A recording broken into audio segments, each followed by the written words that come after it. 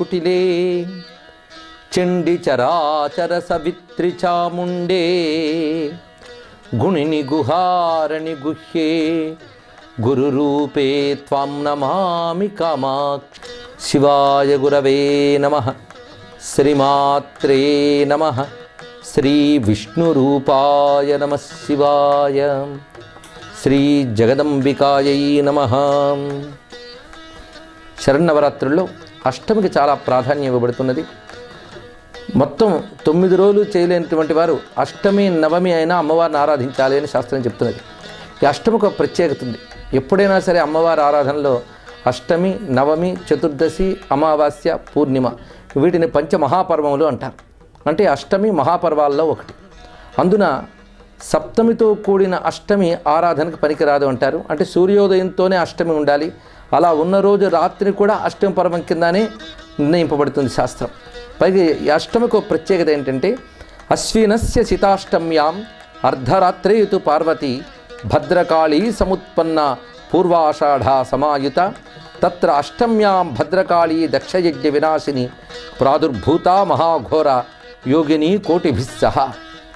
ఈ రోజున అంటే ఆశ్వీజ శుద్ధ అష్టమి అర్ధరాత్రి వేళ అమ్మవారు భద్రకాళీ రూపంతో ఆవిర్భవించింది అని శాస్త్రం చెప్తున్నది. భద్రకాళి అంటే దక్షయజ్ఞ నాశనం కోసం శివుని జటాజూటం నుంచి వీరభద్రునితో పాటు ఉద్భవించినటువంటి శక్తి ఇది. అందుకే భద్రకాళి సమేత వీరభద్రుడు అని అంటారు. ఈ భద్రకాళి కోట్లాది యోగిని దేవతలతో సహా ఉద్భవించి మహాఘోర ఉగ్రమైన రూపాన్ని ధరించింది. అంటే ధర్మరక్షణ కోసం తీవ్ర రూపాన్ని ధరించినటువంటి తేజస్సే భద్రకాళి అని.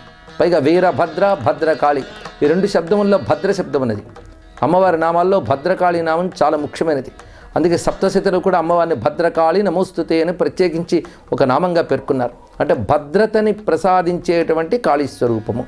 భద్రము అంటే మంగళ, ఆ మంగళాన్ని ఇచ్చేటువంటి తల్లి గనక భద్రకాళి అని. ఈ రోజున అమ్మవారిని దుర్గానామంతో ఆరాధించడం ప్రధానం. అందుకే ప్రసిద్ధమైనటువంటి దేవి ఆలయాల్లో ఈ రోజున దుర్గా రూపంగా అలంకారం చేసి జగదమ్మను దుర్గా స్వరూపునిగా చూపిస్తారు. దుర్గా నామం కానీ దుర్గా రూపం కానీ స్మరణ చేసినా ధ్యానం చేసినా సర్వ దుఃఖములు తొలగిస్తున్నది. అసలు ఆర్తినాశన శక్తిని దుర్గా అంటారు. అంటే పీడల్ని తొలగించగలిగే శక్తి దుర్గంబ. అందుకే ఆపదుద్ధారణ శక్తిని దుర్గాదేవి. ఆపదల నుంచి మనల్ని దాటించగలిగేటువంటి ఉద్ధారక శక్తి దుర్గ. అందుకే ఆపది కిం కరణీయం స్మరణీయం చరణకమలమంబాయా తత్స్మరణం కింకురుతే బ్రహ్మామపి కింకరీకురుతే అని శాస్త్రం చెప్తున్నది. ఆపద కలిగినప్పుడు తెలివైన వాడు చేసే పని ఏమిటయ్యా అంటే అమ్మవారిని స్మరిస్తాట. అదొక్కటి చాలు తెలివికి నిదర్శనం. అలా స్మరిస్తే చాలు బ్రహ్మాది దేవతలు కూడా అమ్మవారిని స్మరించిన వాడికి కింకరులు అవుతారు అన్నారు. దేవతలు కూడా జగదంబా భక్తులకి సహకరిస్తారు అని చెప్పడం అందులో ఉన్నటువంటి భావం. పైగా దుర్గానామం ఒక మహామంత్రమే. అందుకే శ్రీ దుర్గాయై నమః అనుకుంటే చాలా అది మహామంత్రం అవుతున్నది. దీన్ని ఎంత ఆవృత్తి చేస్తే అంత గొప్పది. అందుకే దుర్గే స్మృత హరసి భీతిమశేష జంతో స్వస్థై స్మృత మతిమతీవ శుభాం దదాసి దారిద్ర్య దుఃఖ భయహారిణికాత్మధన్య సర్వోపకార కరణాయ సదార్ద్రచిత్త అని వర్ణిస్తున్నది దేవీ మహాత్మ్యం.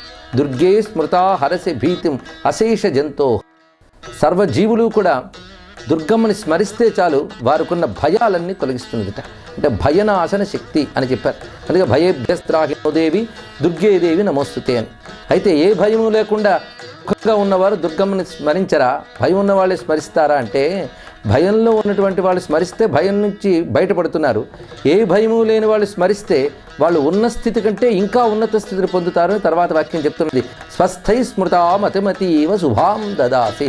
స్వస్థులైనటువంటి వారు అంటే భయాదులు లేనటువంటి వారు కానీ స్మరిస్తే వారికి గొప్ప గొప్ప శుభములు లభిస్తావు. అందుకే భయనాశిని శుభకారిణి అనే శక్తిని దుర్గమ్మ అని చెప్తున్నారు.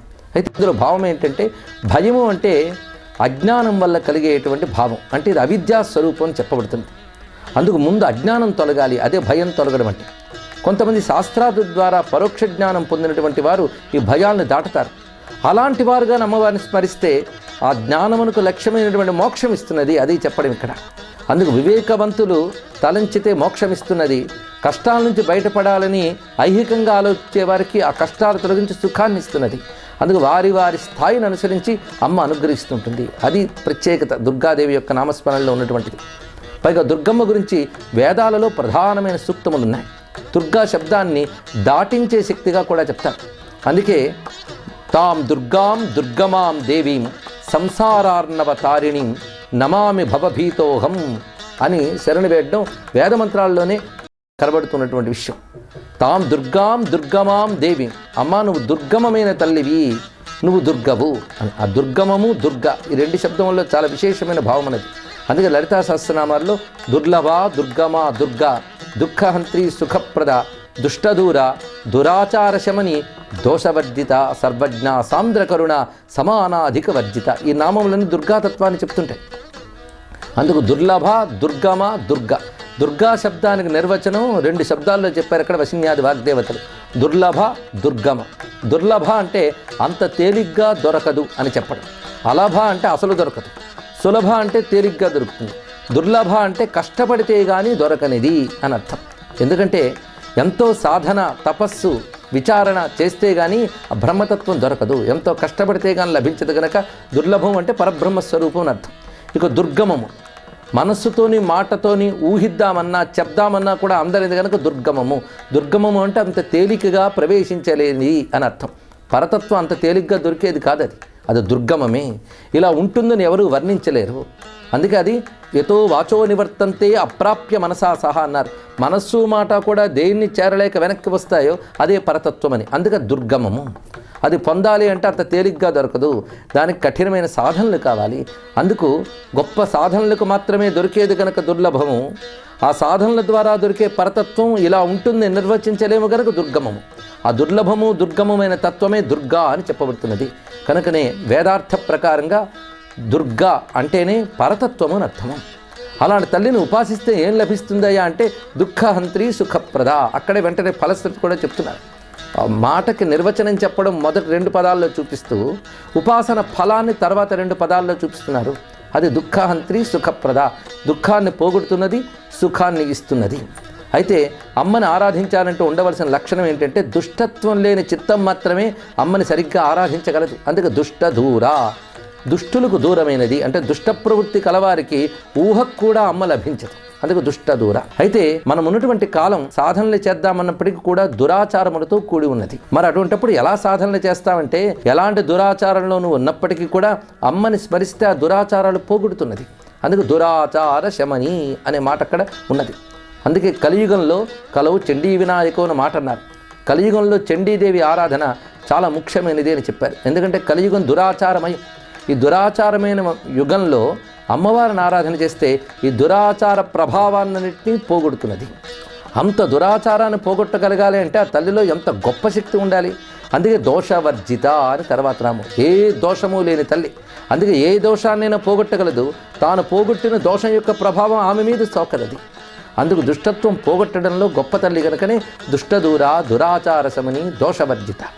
ఇలాగ దురాచారాలు పోగొట్టి మరి ఈ యుగంలో కాపాడుతున్నది అంటే ఆ తల్లి కరుణాస్వరూపిణి కనుకనే ఆ పని చేస్తున్నది. సర్వజ్ఞ సాంద్ర కరుణ అని చెప్పారు ఇక్కడ. సాంద్ర కరుణ అంటే చిక్కనైన కరుణ అమ్మ యొక్క స్వరూపం. అందుకే దుర్గా అనే మాటలోనే కారుణ్యం తొడికిసలాడుతూ ఉంటుంది. ఇప్పుడు దుర్గా శబ్దానికి అనేక విధములైన అర్థములు శాస్త్రం చెప్తున్నది. ఏవి మనం భరించలేమో వాటిని దుహు శబ్దంతో చెప్తూ ఉంటాం. దుఃఖము అనే మాట ఉన్నది. దుఃఖము అంటే భరించలేని అనుభవము అంటే బాధ అని అర్థం. సుఖము అంటే భరించగలిగే హాయైన అనుభవాన్ని సుఖం అంటాం. ఖమ్ అనే మాట ఇక్కడ అనుభవం అర్థాన్ని చెప్తున్నది. అది దుఃఖం అంటే భరించలేనటువంటి అనుభవం అంటే వేదనలు ఇత్యాదులు. అలాగే దుఃఖము దుర్మార్గము దురాచారము దురితము ఇలా ఎన్నో చెప్పబడుతున్నాయి. దుష్టత్వము ఈ దుహు అనే ఏవైతే చెప్పబడుతున్నాయో కొందరు దుస్సాధ్యం అనే మాట అంటూ ఉంటారు. అంటే ఏదైనా సాధించాలంటే మహా కష్టం అండి బాబు అని. అలాంటివి దుస్సాధ్యం అని చెప్పబడుతుంది.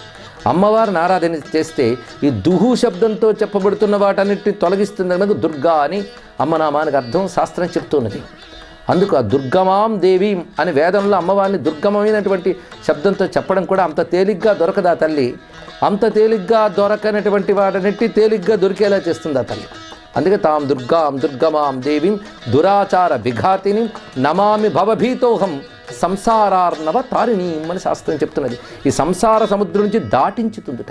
అంతకంటే ఇంకేం కావాలి అంటే మోక్షదాయిని అనే దుర్గా శబ్దంలో ఉన్నటువంటి విశేషమైన అర్థం. అందుకు అమ్మ నామాన్ని అనేటప్పుడు ఆ అర్థాలను భావన చేస్తే చాలు, అది నిజమైన ఉపాసన అవుతుంది.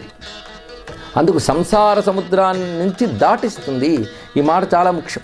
అందుకే దుర్గా సూక్తంలో కూడా జాతవేద శేసునవామసోమ వరాతి యతో నిదహాతి వేద సన పరిషదతి దుర్గాని విశ్వా నావే వసింధుం దురితాద్యగ్ని అన్నారు. ఒక నావ వలె దురితముల నుంచి దాటిస్తుందిట. మనం చేసే పాపాలు ఎంత భయంకరమైనవంటే మనల్ని ముంచేస్తున్నాయి మనం చేసిన పాపాలే. అలాంటి పాపాల్లో మనం మునిగిపోతున్నప్పుడు వాటి నుంచి బయటపెట్టగలిగే శక్తి ఆ తల్లికి ఉందిట.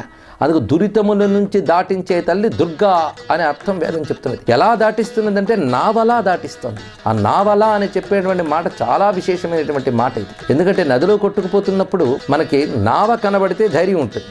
ఎందుకంటే నావ మళ్ళా కొట్టుకుపోతున్నది కాదు, అది ఒడ్డును చేర్చడానికై నదిలోకి ప్రవేశించింది. నావ యొక్క ప్రత్యేకత. అంతేగాని మనతో పాటు కొట్టుకుపోయే కర్ర దొంగలు మరో మనుషులు వీళ్ళని పట్టుకున్నా మన ఒడ్డుకు చేరడం. ఆ నదిలో మనకు నావ కనబడితే కొట్టుకుపోతున్నటువంటి వాడికి ధైర్యం వస్తుంది. ఎందుకంటే నావ తప్పకుండా ఒడ్డుని చేర్చుతుంది, ఒడ్డునికి చేర్చడానికే నావ ఉన్నది. అందుకు నదిలో నావ దొరకడం ఎలాంటిదో సంసారంలో దుర్గమ్మ దొరకడం అలాంటిది. అందుకే నావే వసింధు దురితాద్యగ్ని అనే మాట అక్కడ ఉన్నది. ఒక నావ వలె దాటిస్తున్నది.